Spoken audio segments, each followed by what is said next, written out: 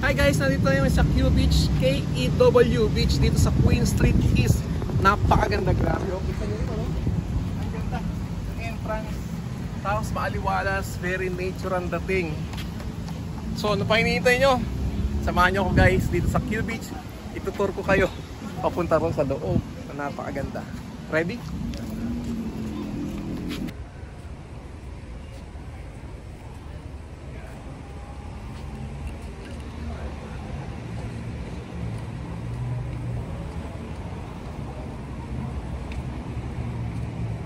I know, but like let Rosa into shine. Let Rosa into shine. Say hi to them. Come on.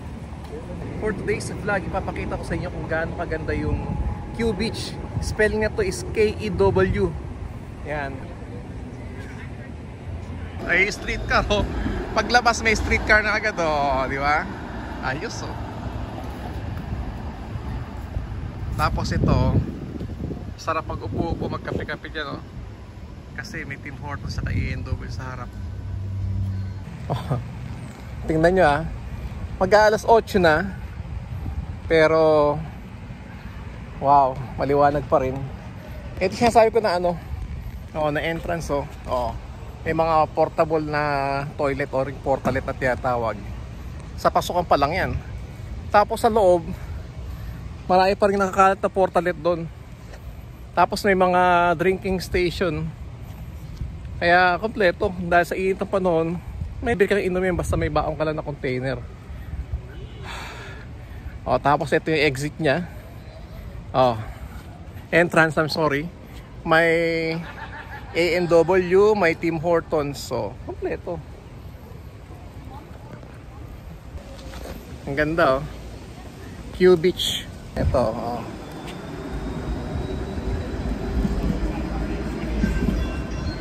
Ang ganda. Tapos kapag kagabi may ilaw to. Hindi pa masyadong ano eh. Oh. Local. Ayun oh. Di ba ang ganda? Tapos masarap mag ano, kape-kape dun oh.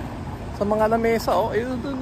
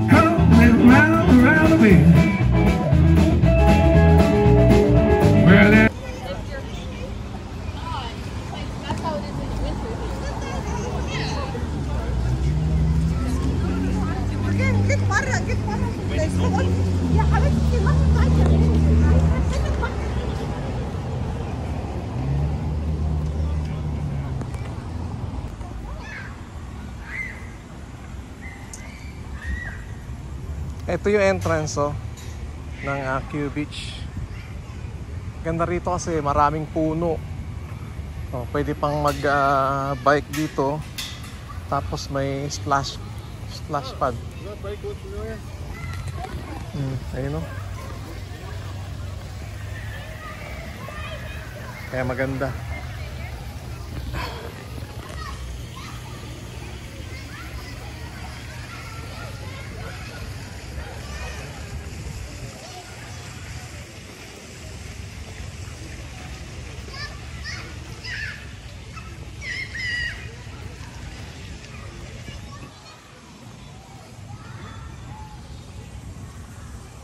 So pwede kang mag-shortcut dito. Pasukin natin. Pakita ko sa inyo guys. Dumaan ako dati ron kaso mainit. Medyo malayo-layo. Mag-shortcut tayo. Oh. Kita nyo to guys. Nature.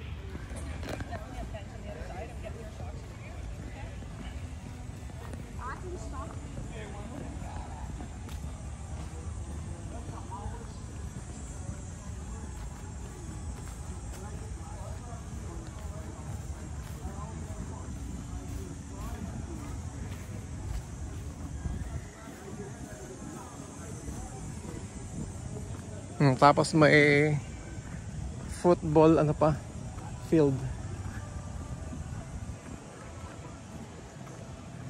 Nakita yung ilaw niya kasi paggabi may naglalaro dito. So maliwanag.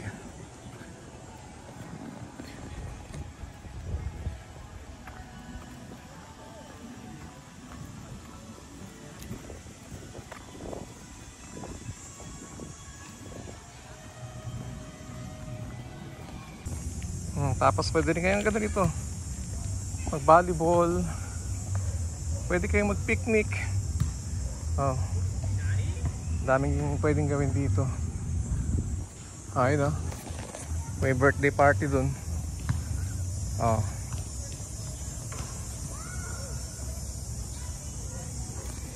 ayun, may basketball court. Maraming pwedeng gawin dito.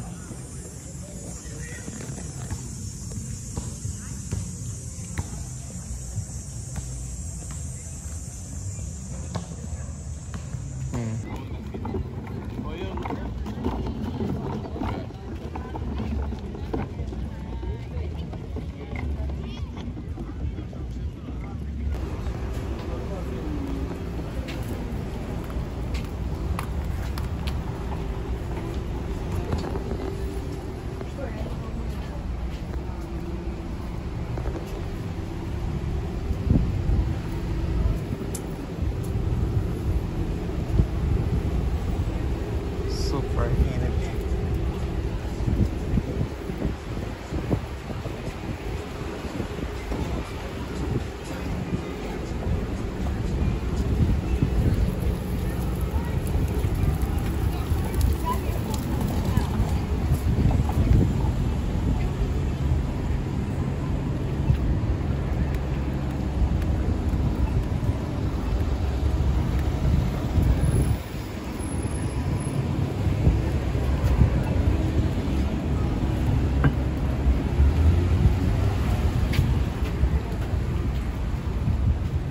Basil.